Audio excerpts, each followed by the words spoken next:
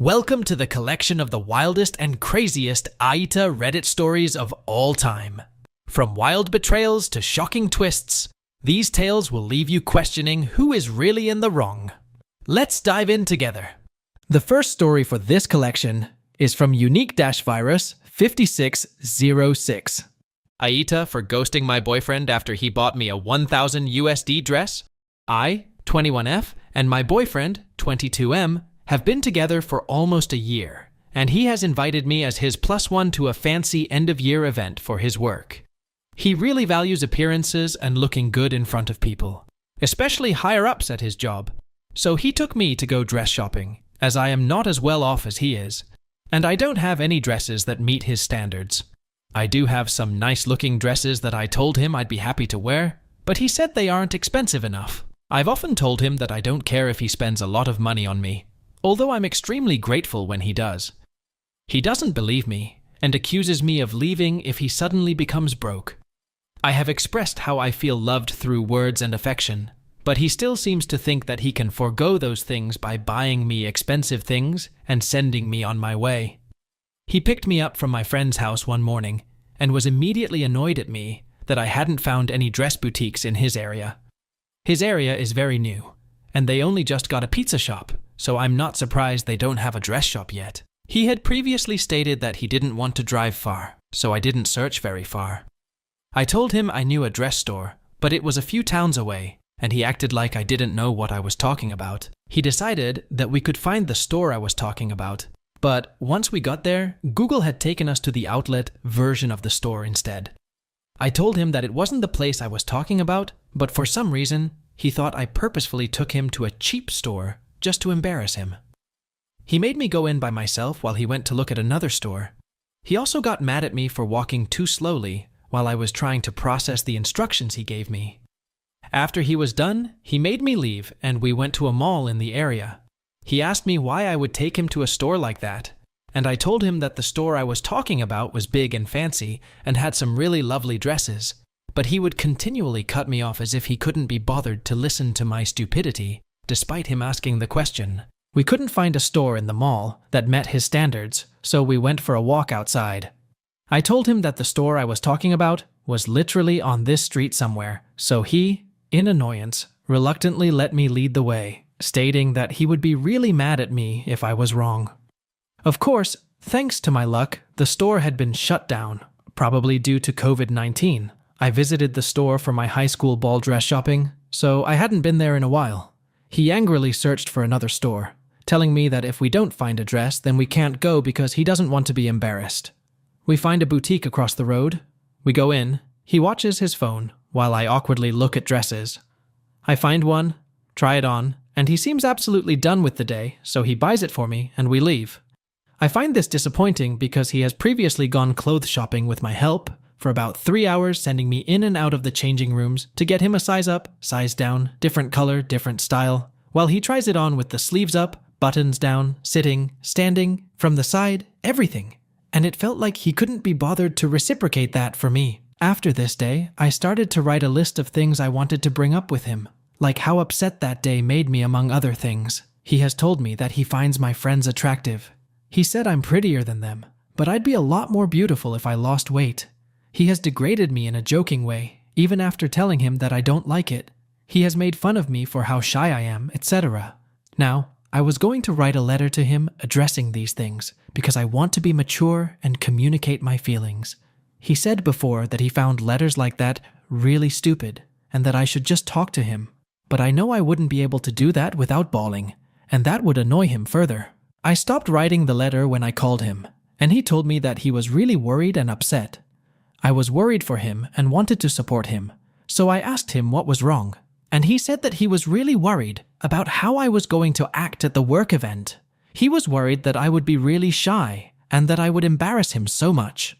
He said that if I didn't behave myself, everyone would talk about us after we left and that they would look down on him for dating someone like me. I was speechless. I'm naturally a very shy person, and along with a diagnosed anxiety disorder, socializing is very hard for me. But I've been trying really hard to break out of my shell this year. I started medication and therapy, and I managed to get myself into university, where I feel like I belong, and I can be myself. He has brought this up before. At another party with his colleagues where I thought I was doing really well socially, I was shaking hands and having polite conversations, and still he made fun of me as soon as we left the party. He told me that I was being so awkward, and I made everyone else feel awkward too. I told him that it really hurt me when that happened, and I didn't want this event to be a repeat of it. I didn't know how to respond, but ended up saying something like, "If I'm going to embarrass you that much, then I'd rather not go." He told me that it was not an option, that it was my responsibility to go because he bought me the dress and the shoes, and we needed to go and look good together. I said he has always known that I've been shy. I was sure that I bombed our first date with how shy I was, but he still asked me out again. He said that it was so convenient, and that I can't say that as if it exempts me from improving in life. He said that I always knew he was making money and that he couldn't just stop improving, so that means I'm not allowed to be shy. I asked him how he wanted me to respond, and he said that he's open to other options, but he doesn't see anything working other than me saying, "Yes, boyfriend. I won't disappoint you again, boyfriend." Of course I wasn't about to say that, so I asked if it was okay if I called him back. He hung up and I began to absolutely bawl. I haven't called him for 3 days, the longest we have gone without talking, and I'm scared to call back, although I know I have to at some point. I need to tell him that I'm not going to the work event, and I'm contemplating either having a big conversation with him or just breaking up with him. TLDR, my boyfriend is embarrassed of my shyness and wants me to behave as I wear a 1,000 USD dress at his work event, AITA. OP is not an AH for standing up for her mental health. Her boyfriend is an AH for hurting OP with his toxic behavior and misunderstanding her. OP's decision to break up with him is completely justified. So, I would rate OP 0 out of 5 and OP's boyfriend 2.5 on the AH scale. The next story is from late_plane_5767. AITA for putting a limit on my sister's BF. I, 38M, recently moved back to my mother, 65F, because I lost my job, and my wife, 36F, was unemployed, so we had no choice. No kids. My mother was very pleased because she loves us very much, and I hope this is temporary. When I got here to my childhood home 5 months ago, I found out my mother was cooking almost regularly for both my sister, 27F, and her boyfriend, 25M. I noticed she was really tired and asked why. She then broke out in tears a bit, didn't say why, but said she was really tired and glad I was there. Even though she is an iron woman, she still works because she is very active and also does her job, which she won't quit for anything. She loves being independent. I realized, like always, my sister was not collaborating with the household chores enough. She has always lived with my mother, but does only her own maintenance, clothes, her room, but nothing else. Sometimes she started to help with the kitchen before getting involved with this guy. I will elaborate on why this is an accomplishment to the confused readers. But anyway, this time was not only the usual cooking chores, but my mother was doing dishes and cooking for both, she and her boyfriend. So I honestly got kind of upset, but just said to my mother, "Do you want some help getting this off your back?" She agreed, so my soft intervention started, and I told her to use me as an excuse. She said now that we are all home, we will be taking care of ourselves, no more favors. Before continuing, my sister claims to have severe ADHD, which I probably have too, but really learned how to live with it. And to be fair, she is diagnosed.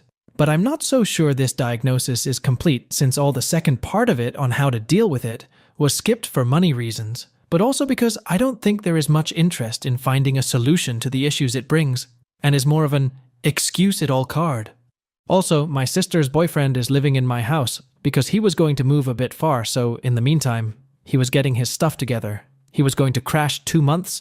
At the time I arrived at my home, he was already 4 in, and kept moving the line for reasons. His parents are building a new home, and he will move there, but the construction has had some delays, so my mother gave him some slack, and he and my sister have been together only 2 years a few months ago. Fast forward to 5 months a few days ago, my sister's boyfriend has a very chaotic job, remote, so from 9 to 6, he doesn't know when he is going to have a break. My mother used to have a very clean and orderly kitchen, which is the place that suffers the most from us. 5 living together. Me and my wife never leave a crumb in that kitchen because we are trying to be as considerate as possible. But that guy is a mess. He is living like a bachelor in here. And by now he has been almost a year in the house, which would have been kind of okay if 2 things would happen. My mother was really tired of dealing with too full of a kitchen, dirtiness, smells, he cooks too intensely, and a freaking new air conditioner my sister and him installed. So she announced we were going to have a strict set of new rules. BTW, I have agreed with everything my mother says, because she is extremely rational, and I'm not a slob of a human, and I know how to keep a house, so these rules were not in place by being a bit extra nice with my sister and her boyfriend. But I have been bugging that we need to put them in place since I got here. But enough was enough, so she asked for this. Strict schedule.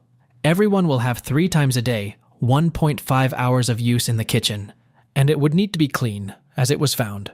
No more air conditioning indiscriminately because it was too much. The bills were ramping up. No more strong odors because the fume extractor in the kitchen will be used 100% of the time. The dude then had the audacity of saying, "No, I can't. Sorry, my job. Remote schedule is too chaotic. So you will have to deal with me entering the kitchen when I have the chance and adapt your schedules around that." So this little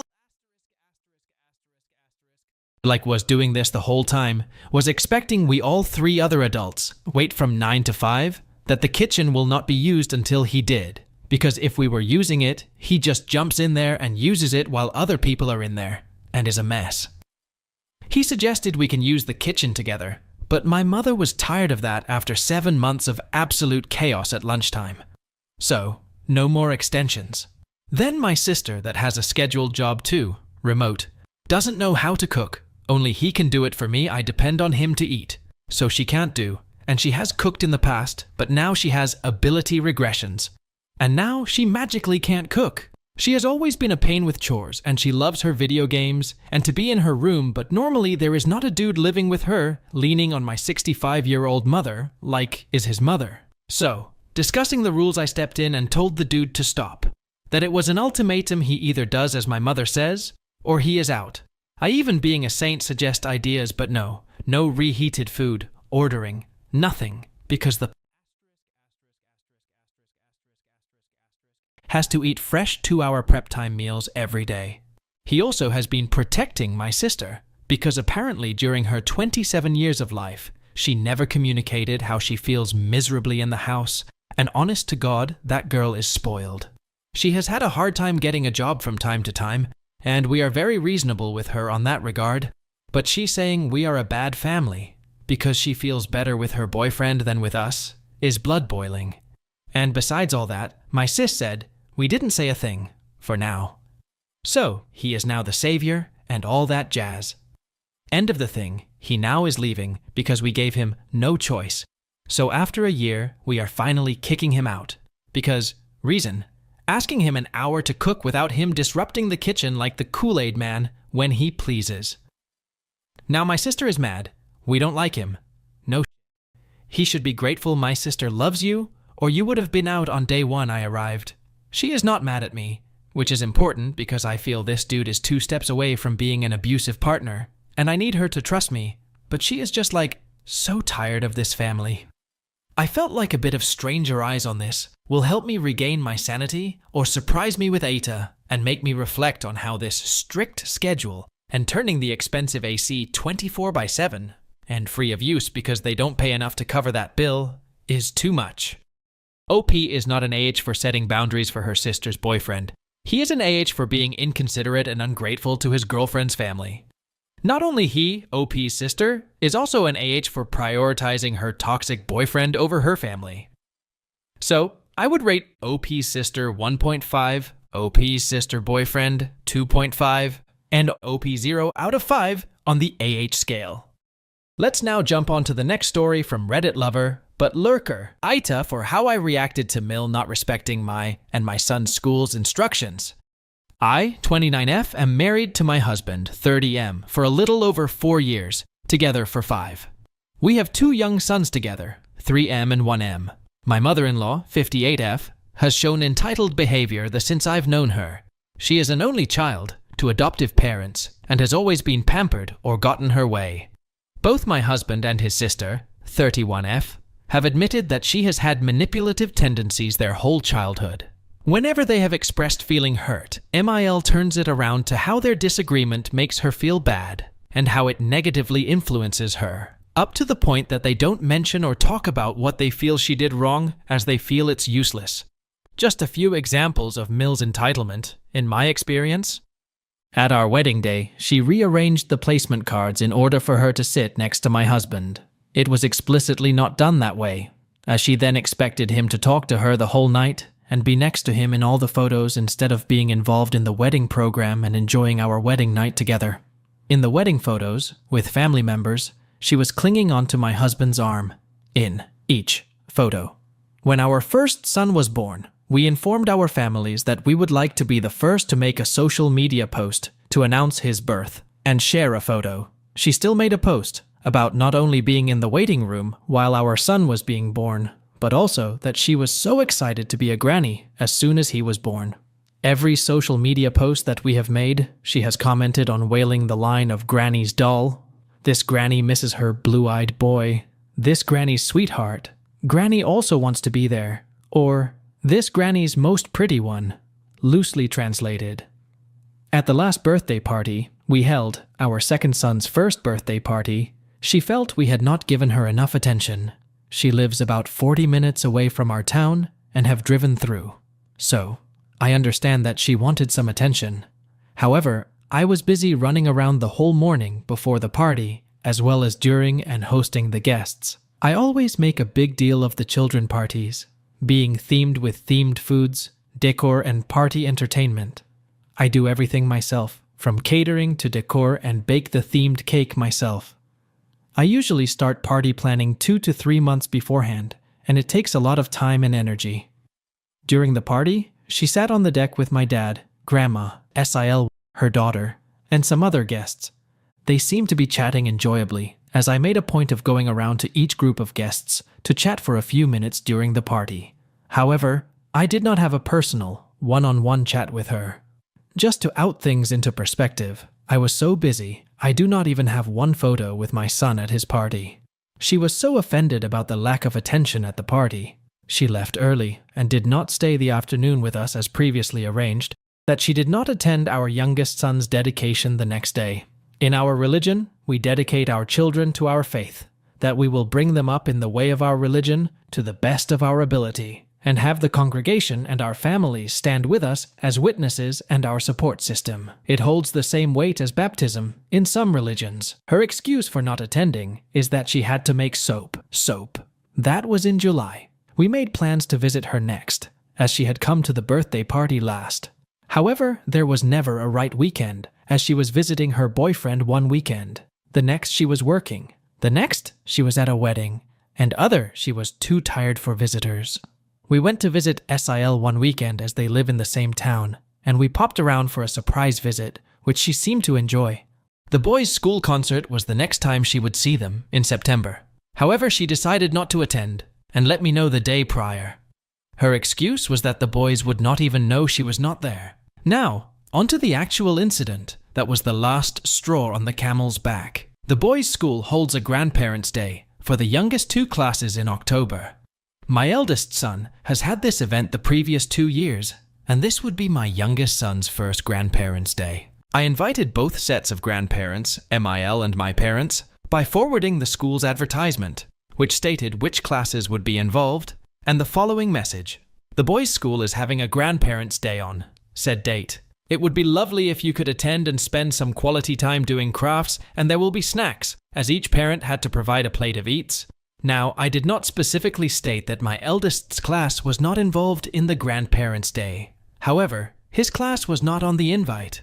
I also had to send a photo of our youngest, with each set of grandparents to the teacher before the day, as the photo would be used in the craft. She did not have a photo with him alone, due to him not sitting still and being able to smile when I want him to, as she states. So we specifically had to take a photo of her with our youngest the last time we saw her early in September. The morning of the day, I dropped my sons off at school as usual. At drop-off, my eldest son's teacher specifically asked that the grandparents not come through to his class, as it would not only disturb the class, but also confuse and sadden the children as to why they could not also spend time with their grandparents. There are many siblings in the school. I had up until that moment not thought that the grandparents would think it was a possibility to disrupt the class. As soon as I had left the school, 1 hour before the event, I sent mother-in-law a message asking her not to go to our eldest's class with the reasons given by the teacher. I invited her to our house after school to spend time with both boys instead, as she would be traveling to our town especially. I did not receive a response, which wasn't atypical of her. My parents live in the same town as us and see the boys often, so I knew they would not bother his class, and so did not send them a message. The next series of evens I only heard secondhand from my youngest son's teacher, other teachers, and my parents. During the event, my youngest son was slightly indifferent to mother-in-law and would not sit with her for a photograph. It seems that she asked my parents where my eldest son is. They informed her that he was in class and that she should wait for break time to see him on the playground. She then asked my youngest son's teacher where my eldest son would be, and the her strictly told her that she was here for Grandparents' Day and should spend quality time with the youngest son. MIL didn't respond, but slipped out as soon as the teacher's back was turned. Mother-in-law went from class to class until she bumped into a teacher busy teaching her class, grade R/6 WARS.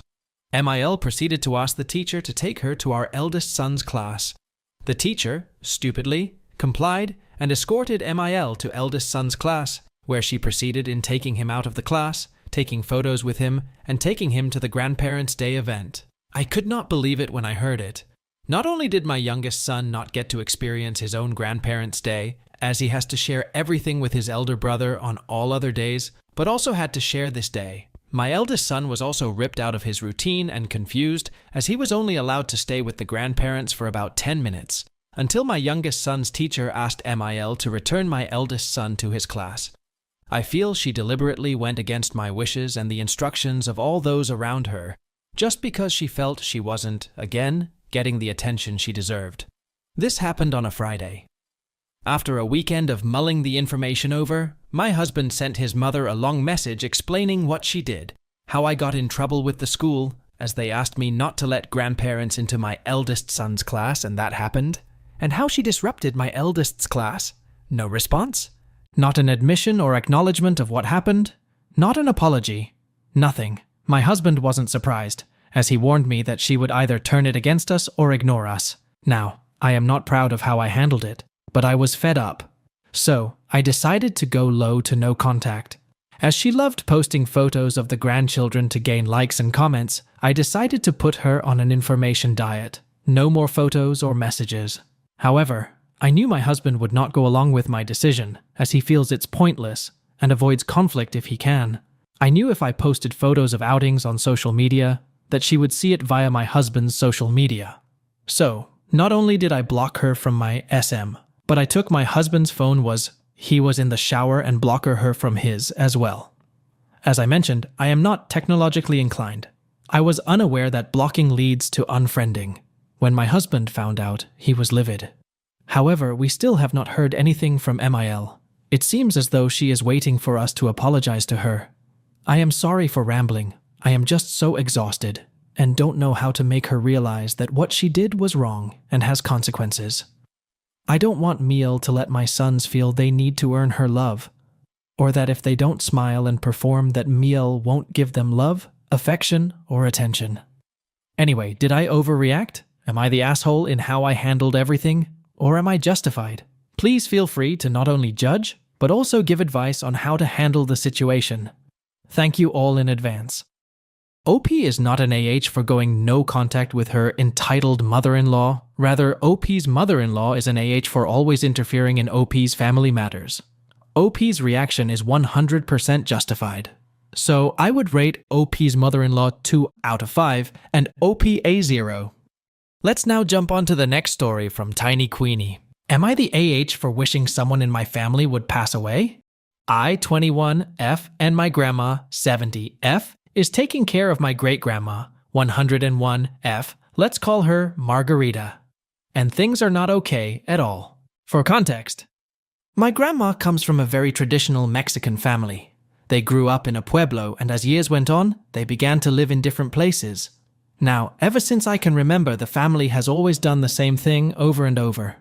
My great-grandma would spend half of the year with my aunt, 80F, in a small pueblo, and the other half of the year with my grandma. I would like to add that Margarita has 5 kids, 3 women and 2 men. But due to the way they grew up in, Only my grandma and one of my aunties take care of her. This is important as we go further. The issue here is that as the years have gone by, my grandma gets more and more frustrated with Margarita. Everything is a small trigger to make her explode in anger. If Margarita eats, my grandma gets mad. If Margarita doesn't eat, my grandma gets mad. If Margarita is sleeping, my grandma gets mad. And if she doesn't, my grandma also gets mad, to the point where I can apply this theory with everything. And I mean everything. I have 2 aunties, but they both live in different states, so the only ones that visit my grandma regularly are me and my mom. It would always be the same routine. I would go to school, mom would go to work, and then we would go to my grandma's house all day until almost 10 p.m., then go back home. I didn't mind that routine at first, but in the last maybe 3 years, things have been going downhill. The situation in the house has become unbearable for me. We can't have a normal conversation without my grandma yelling at Margarita at the top of her lungs for every single thing she does. And it's not because Margarita can't hear properly. No. It's because she wants to treat her like she can't understand. She would slap her hand, she would yell at her, take away her food and even her drinks just to prove a non-existent point.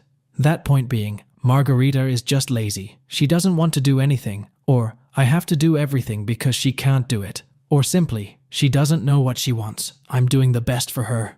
Mind you, Margarita is the healthiest person in my family. She walks on her own. She has a cane. She eats on her own. She changes her clothes. She washes her teeth. She can see. She can hear if you speak close to her ear, etc. So, she doesn't need someone to be stuck to her 24/7. Another thing to add here is that due to her age, Margarita is cold all day long. She's been wearing winter clothes since July because she feels cold. My city is a very cold place in the winter, so she's having more issues now with the weather. This is also important for later. And she also forgets things very easily when it comes to short term. But she remembers a lot of things from when she was younger. She can recite things almost perfectly that she learned in elementary school. But my grandma hates it. She always gets mad when Margarita forgets simple things like, did she drink water? What day is today? Did she already eat? Did she go to the bathroom? Did she already take her nap? And stuff like that. Or when Margarita says that she wants to drink some cold water or beer, but at the same time she also wants warm coffee or hot chocolate. And honestly, I get it. I wouldn't want to drink water that's not cold. My family and I have all tried to tell her to seek help from a nurse, but she refuses completely. Her excuse is that, I'm going to have to run around the nurse 24/7 inches, which is really not the case. We've offered to pay for a nurse ourselves. Our family is really big, so we offered to all put money.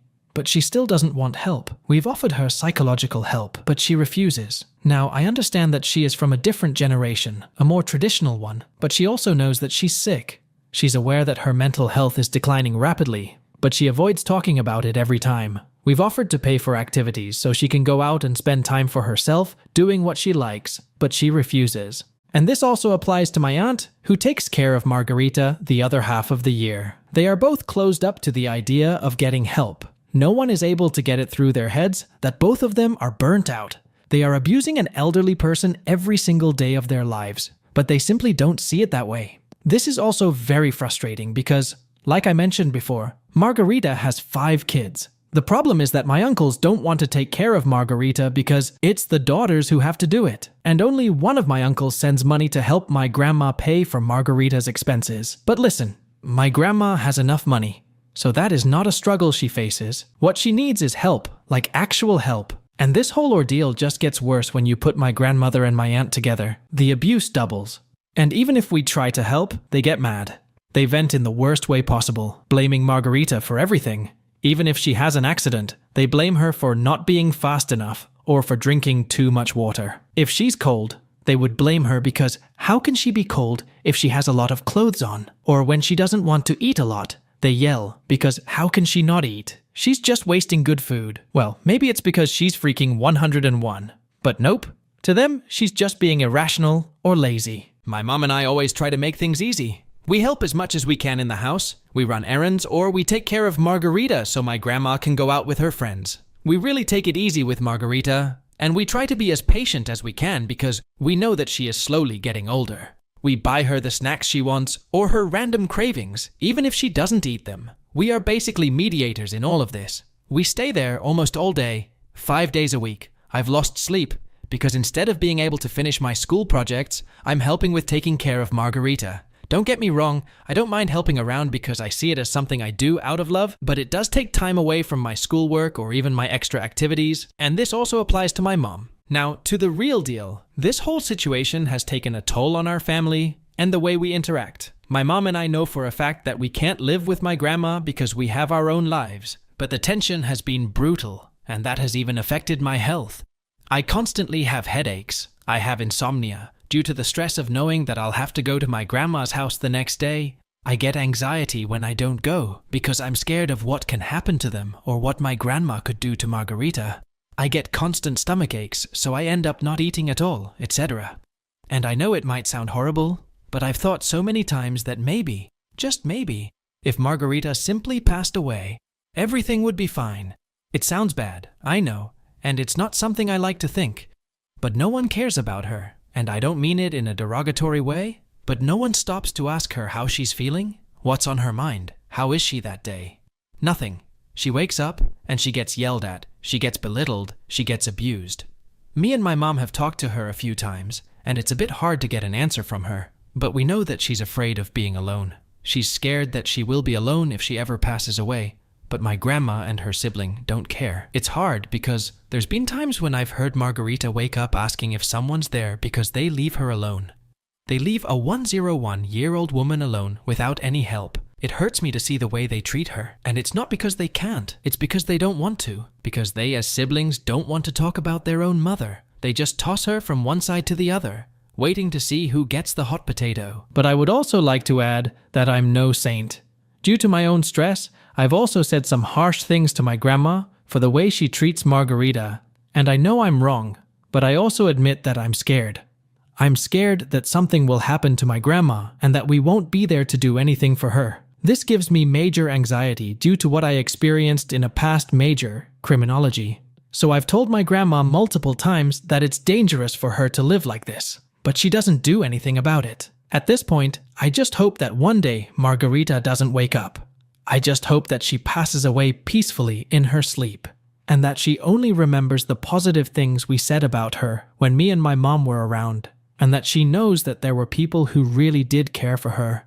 We recently made a plan in case Margarita does pass away in my city, so we can transport her to her hometown. My grandma doesn't seem to care. She's very nonchalant about it, but my aunt is angry. She hates that we even dare to talk about her mother passing away. So this makes things harder. I'm aware that maybe if Margarita passes away, things will get worse. Because, well, Mexican family. But honestly, I wouldn't feel bad for my grandmother or her siblings. I know my grandma and aunt sacrificed their time for Margarita, but they never accepted the help, and they never tried to speak with their siblings to find a solution. It's sad to say, but I know that when the day comes, I won't feel sympathy for any of them. Who I'm most worried about is my mom. She is the closest person to Margarita because she grew up with her. Long story short, due to some issues, my grandma left my mom with Margarita when she was younger for a few years. So my mom sees Margarita as her own mother. She has told me before that if Margarita passes away that she is going to be devastated, and I completely understand that. She said that she's aware of the fact that it can happen any day, but I know she's also scared that it happens. I know it might seem like I don't care about Margarita, but it's the other way around. I deeply care for her. I love to hear her stories, her jokes, her songs. Damn, I even find it hilarious when she randomly argues with me for no reason. I know I'll miss her if she dies, but I also know that I don't want to see her go through this abuse any longer. It's not fair that your own family puts you through so much because they can't take care of their own issues. So, AITA for wanting someone in my family to pass away. OP is not an AH, rather her grandmother is an AH for treating her great-grandmother poorly. OP's sympathy for her great-grandmother is justified. But her wish that she passed away and got relief from this miserable life is not good. So, I would rate OP's grandmother 3.5 out of 5, and OP gets nothing. Let's now move on to the next story from Throwaway Electrical Dashboard. AITA for telling my 19F daughter she will have to move out of my house if I get divorced because of her lies after her stepdad saw her naked. My husband and I have been married for a little over 5 years now. I will say my daughter, 19F, and he have an okay relationship. Not exactly father and daughter, but almost an advice asked and given relationship, basically. I have never picked up on anything weird from my husband towards my daughter. And my daughter has never said or insinuated anything at all as well. On Thursday, my husband and I were watching a movie in the living room. We paused the movie as he got up to use the bathroom. I heard him knocking on the door twice, literally 3 knocks each time on the door, a couple of seconds apart. It was loud enough for me to hear him knocking from the living room. The next moment, I heard screaming. I rushed to the bathroom and saw my daughter completely naked, covering herself, and yelling at my husband to get out. I didn't see everything that happened, but what I saw after I heard yelling was my husband literally falling over his own feet and struggling to get the bathroom door closed. I asked my husband what happened, and he said he knocked. Nobody answered, so he went in, and my daughter was naked in front of the mirror, and he tried to get out. After my daughter calmed down, I asked her side of what happened, and she said she was changing, and all of a sudden, my husband walked into the bathroom. I asked her why she didn't answer him when he knocked. She said he didn't. I told her I heard him knock, so I am sure that he did. She said she didn't hear it because she had her ear pods in, listening to music. We got the situation sorted, and my husband did apologize to her and explained he thought the bathroom was empty and walked in. She even gave him a hug and apologized for yelling at him. The problem now is, my daughter got family members involved, and they are now calling my husband a creep. I got a call from my sister, berating me for still having my husband in the house. I asked what she meant, and it came out that my daughter spun a whole other story and left out the fact that she was listening to music with her earpods and is telling everyone that she answered him, and he still walked into the bathroom to look at her. We have cameras in our hallway, and it proves that my husband did knock, as you can see it on the video, but the cameras have no audio. I sat my daughter down and asked her, and she denied saying anything like that or that she told anyone anything. I got mad and asked then, how does your aunt know what happened? And she went silent.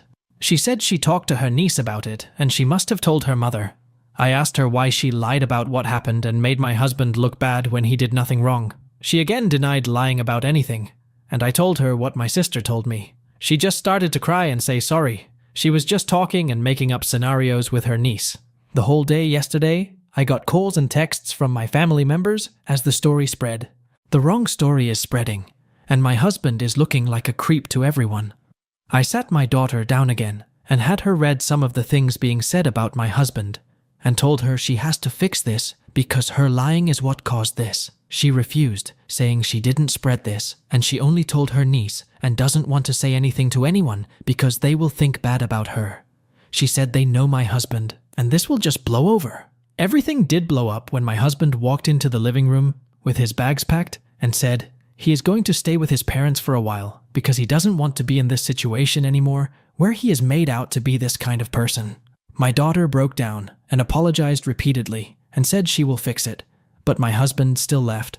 I told her if I get divorced because of her lies, she will be moving out of my house. I told her she better fix what she did and tell everyone what really happened because I will not be losing a man that loves and actually cares for me, like my husband does over lies. She asked me to help her, and I told her no, she isn't a child anymore, and her lies for attention did this. This is on her. I already tried, and I'm now also being accused of taking my husband's side and not providing a safe space for my daughter. I don't know what to do.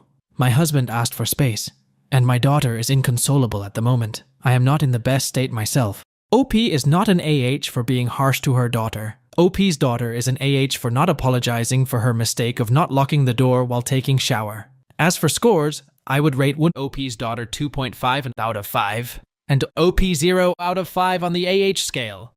Let's now jump onto the next story from Practice Complete 1. AITA for only paying for one of my daughter's weddings and down payment. I, 50M, have 3 kids. Sarah, 35F, Jessica, 25F, and Ben, 23M. My wife and I had Sarah when we were both 16. It wasn't easy, but with both our parents' support, we could finish college while we raised her. When it was time for her to go to college, we didn't have the money to help her. So, she took out loans and paid for them herself. We learned from our mistakes and started saving for her siblings Jessica and Ben, who got around a $100K college fund and had no debt. Through all of this, Sarah never complained. She finished her education, got a fantastic job, and could repay the loans in just 3 years. while staying with us to save as much as possible. She has also helped us a lot with babysitting her younger siblings, and has always been selfless and helped out in any way she could, maybe even to a fault. So when she told me 5 years ago she was getting married, I talked to my wife and told her how bad I felt we never did anything for her, and that I wanted to give her the inheritance I got from my grandmother, which was around $50,000, to help pay for her wedding and down payment on the house. Luckily, my wife agreed. And even though she didn't really need it, I know it meant a lot to her. The issue is this. Jessica is getting married next year, and had assumed we would plan a similar gift for her. She was quite surprised when I told her that we never discussed such plans, and even if we wanted to, we didn't have the budget for it. She told us it wasn't fair that we paid for her sister, but would not do the same for her. I tried to explain the situation, telling her that in the long run, we spend twice as much on her and her brother as we ever did on Sarah. However, she insisted that Sarah was already well off, noting that Sarah and her husband had paid off their house and were doing extremely well financially. I told her that this had nothing to do with how much money her sister had. This was us finally being able to do something for our oldest child, who had to sacrifice so much because we had her at such a young age.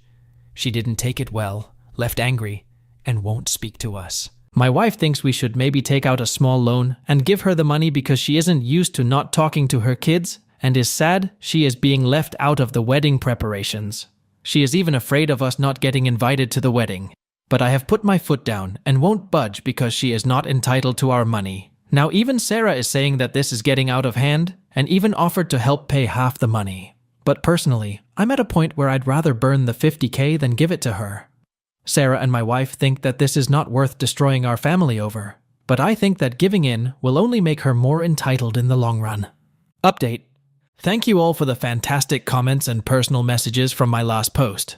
After reading the comments, I felt even more convinced that I was in the right, so I sat down with my wife to talk.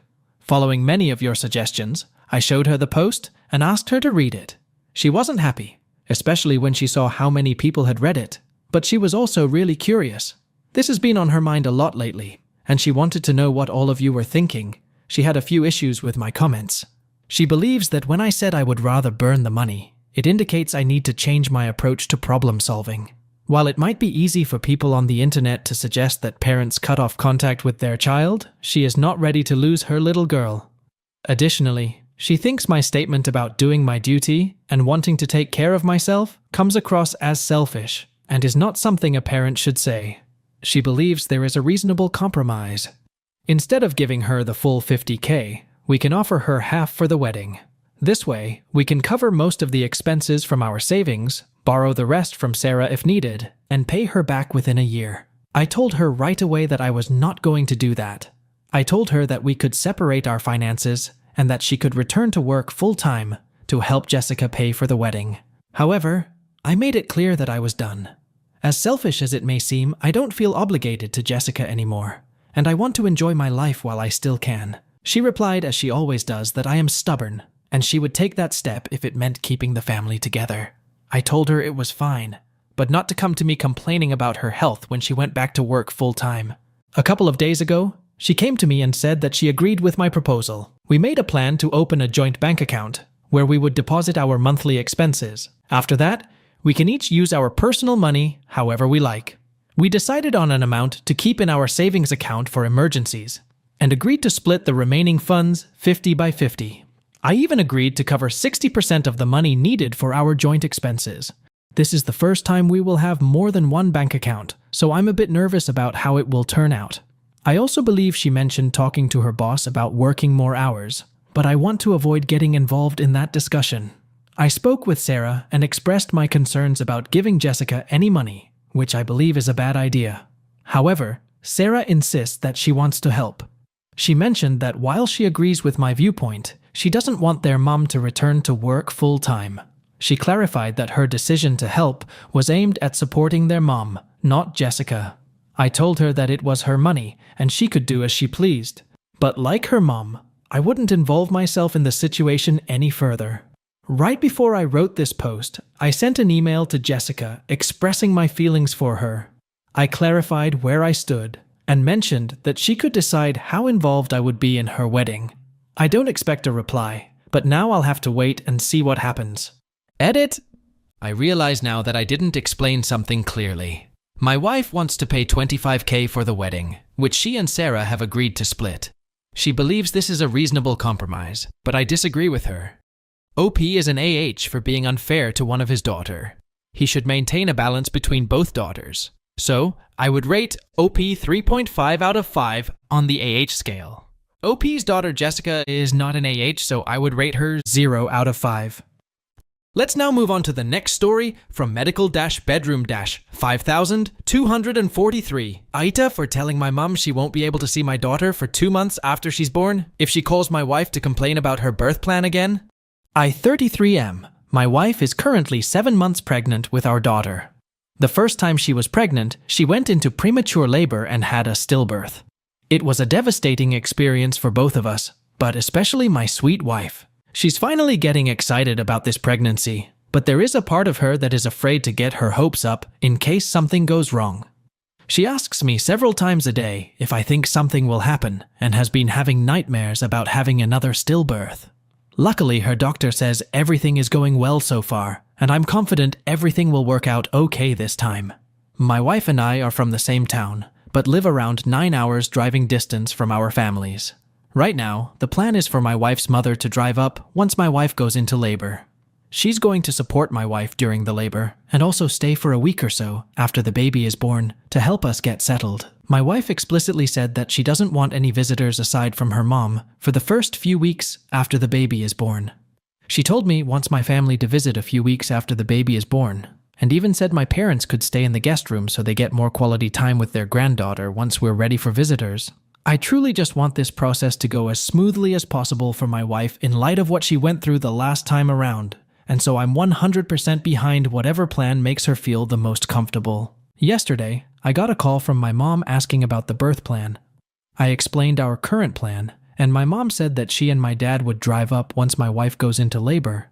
She didn't mention being in the delivery room, but said they'd be in the waiting room to meet their granddaughter. She also said they'd stay at a hotel nearby, and so they could spend time with the baby once she's home. I told my mom that we're excited for her to come up and meet the baby, but we'd prefer if she wait a few weeks until we're settled. My mom said that my mother-in-law is coming up right after the birth, and so she doesn't understand why she can't be there. I explained that my mother-in-law is there to support my wife during the labor and help her get settled after the baby is born. I added that my wife obviously feels more comfortable with her mom and doesn't feel pressure to have the house spotless and be the perfect hostess when her mom comes over.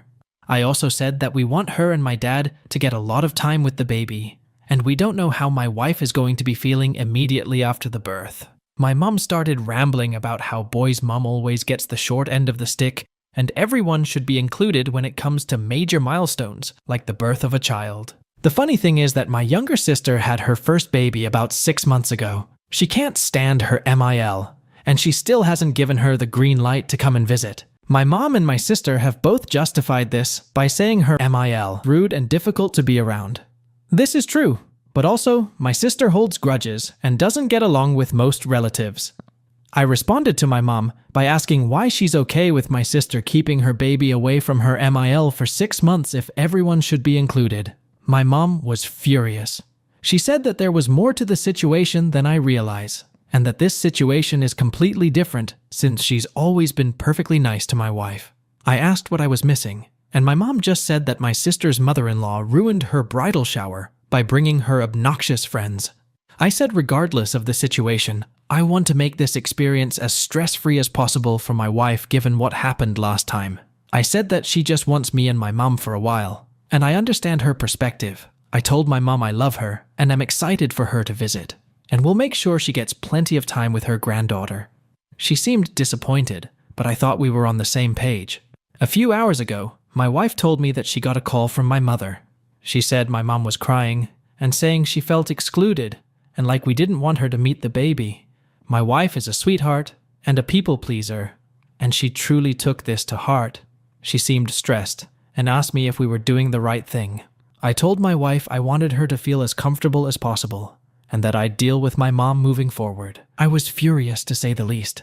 The stress isn't good for my wife, and she's already under a lot of it because of her fears that history will repeat itself. I called my mom back and told her that if she calls my wife about the situation again, she won't get to see the baby for 2 months. I said I'd add a month for every call after that. I meant this kind of as a joke, but I was being serious that she can't be putting this stress on my wife right now. My mom said we were excluding her and my father, and that they raised me better than this. My dad called and said I was wrong to give my mom an ultimatum and punish her for expressing her feelings. He said that I was using time with the baby as a form of control. I explained that I want them to have a good relationship with my kid, but I desperately don't want any extra stress on my wife right now. My dad says I owe my mom an apology for saying I'll add months to the wait time every time she speaks to my wife about the birth plan. I disagree. AITA? OP is not an AH for giving an ultimatum to his mother and setting boundaries for his family. OP's mother is an AH for being dramatic here. OP and his family need space. Instead of giving them space, she is creating a drama. As for scores, I would rate the OP's mother 2 and OP 0 out of 5 on the AH scale. Let's now jump on to next story from Apple Goose 1107. AITA. If I, 34F, cut all ties with my mother, 54F, after she admitted her beliefs about unaliving oneself? Some background info in my teens and into early adulthood. I struggled with bipolar tendencies, depression, self-harm, and attempts to unalive myself. It was a tough journey to figure out what was behind it all. But to sum it up, between the ages of 4 and 6, my egg donor would hang out a local trucker gas station to pick up guys. She, still married to my dad, would then bring these strange men to the house and let them have their way with me. She would lock me in my room with a training potty. She'd go days without actually feeding me. My dad, who was at work during these events, would come home to either A, unlock the door to find me naked, malnourished, and soiled, or B, hiding under the dining room table with a gallon of milk and a container of bologna. Needless to say, my dad divorced her and won full custody knowing all of the crap she's done to me. Except the trucker boyfriends, which was revealed during one of my hospital stays. About 2 years ago, things between my parents started to get heated and resulted in my mom storming out of the house to go for a drive. My dad went into the garage and was rigging up a noose with a belt. Something told my mom to come home and caught him before he climbed up the ladder. She took him to the hospital where my dad stayed for about 2 weeks. Fast forward to a few months ago when my dad calls me and asks if he can live in our spare bedroom for 4 weeks as my mother has kicked him out of the house. Turns out they had a huge fight 2 weeks before. They agreed that my dad was 80% at fault and my mom was 20%. My dad apologized to her and even wrote her a letter explaining his apology, feelings, plan to be better, etc. She read it numerous times and it even made her cry. For those 2 weeks, my mom said that he was doing perfectly and everything was getting better, but she decided that she was still mad at him and needed space away from him, so she kicked him out. My mom wasn't too happy when she found out we let him move in, saying that he needed space to think about himself. After a week, she asked a friend of hers, who owns an Airbnb, to let him stay there for the remainder of their separation. He reluctantly does, just to keep the peace, despite not being able to bring his dog with him. It's a longer drive to his work, and it was more expensive to stay there rather than with family. Given that a big part of their fights was over money and how much they've been spending over the years, I found this rather odd, but trying to be a supportive daughter to both sides, I didn't say anything. My dad likes to get things done and make people happy. So anytime my mom would say things like, "Some French doors for the closet would be lovely," or "We should update all the doors," my dad will shop around for quotes and do everything he can to make that happen. Meanwhile, my mom will suddenly forget that she even said those things. My mom also designed the entire kitchen remodel and master bathroom remodel, but years later claimed she never wanted to do it. After a few days of living in the Airbnb, my mom tells him that he can come back home after only 2 weeks of being separated. During the week that my dad lived with us, he has told us his side of the story and how he interpreted and felt about everything, while my mom consistently avoided the subject. We had asked both of my parents to come over and discuss things, just as we did when my dad got out of the hospital. My dad explained, or attempted to, his feelings and interpretation of their actions, discussions, etc. I say attempted because anytime he says something that didn't match exactly what my mom thinks happened, she'd start yelling at him and called him a liar. This is something that she would do to me and my siblings growing up and would force my dad to support her in these accusations. My mom then retracts her offer for my dad to move back in and says the new date would be sometime in 2025. My dad, now finding it even harder to trust her, started thinking about a new living situation. He gave my mom a couple options of either living with us or to let him buy a house, which they can rent out when he's allowed to move back in. My mom wanted him to stay in the Airbnb for a month, but forgot that the weekly rate was $3,000. My dad said no. My mom came back with if he stops talking to us about their marital problems, he would be allowed at our house. So now my dad is back with us, he's back with his dog, and not hemorrhaging rent money. Every few days or so, the two of them would talk about what they were going to do to fix the marriage, and with each time, it doesn't seem to get any better. My mom tells him he can't talk to us, he can only talk to his friends, which is just one, and at the time was going through a hurricane. All of their mutual friends have already talked to my mom, and none of them have reached out to get his side of the story. So, he really didn't have anyone, and talked to us anyway. Being tossed around like this, and knowing what would happen if he bottled up his feelings again, he caved and vented to us anyway. He came to the conclusion that since not living with my mom, he didn't feel like he was always walking on eggshells. He could breathe again, and decided to go house hunting. He did try to find a duplex, but there were none available in the area. But he did find a few single-family homes. One of them he loved. It has everything he has ever wanted in a house. He put in an offer. They accepted. Closing date set for just before Thanksgiving. Some details we did manage to get from my mom. They apparently tried to have couples therapy, but claimed it didn't work. She refused to elaborate on that. Instead, they each have separate therapists. So there's work being done on the individuals, but nothing for the marriage. When my dad's attempt in the garage happened, she didn't think much of it, other than my dad needed help. Then she talked about the incident to her therapist, and everything changed. She convinced my mom that he did it intentionally to hurt her and won't let that go. She believes that trauma doesn't last forever, maybe a few months, but then you should get over it. Anytime she gets upset with someone, she likes to bring up old mistakes and thinks there's nothing wrong with that. The therapist didn't convince my mom to do that bit. She's been doing that to me for years. So now that my dad is all excited about this house, has started to prep where furniture is going, and buying household items, my mom gets a phone call from the mortgage company and lets the cat out of the bag on the house he's getting. It's not the duplex that she wanted. Her response was to invite him over for a talk, but didn't mention that the pastor would be there. My dad was surprised, but thought that maybe she did this as sort of marriage counseling. Oh no, it wasn't that. He was there to convince Dad not to get the house. He was there to ask my dad questions about what my mom thinks is wrong with him, and not there to fix the marriage. There was one question where the pastor tried to redirect the talk towards the marriage. What does love mean to you? My dad answered. But my mom claimed she wasn't ready to answer that question. This attempt didn't stop my dad from buying the house. It actually ended up pushing him so far away from her that he decided that he never wanted to live under the same roof as her again. At this point, I'm so annoyed with my mother. My husband tries the voice of reason between the two, but knows it's ultimately in my parents' hands. I've been asking my mom for her side of the story this entire time, and if she does give me an answer on why she's not sharing, it's because she doesn't want me to hate my dad. She doesn't think that it's having the exact opposite effect. Her last-ditch attempt at stopping the sale was serving my dad with divorce papers on his birthday. She knows that he hasn't had very good birthdays growing up, and so he never really plans anything. My mom thinks that all the birthdays she's done for him should have erased all that. My mom came by in the afternoon a few days ago, saying she was ready to tell me more details after getting permission from her therapist. I had just a few items to get clarity on.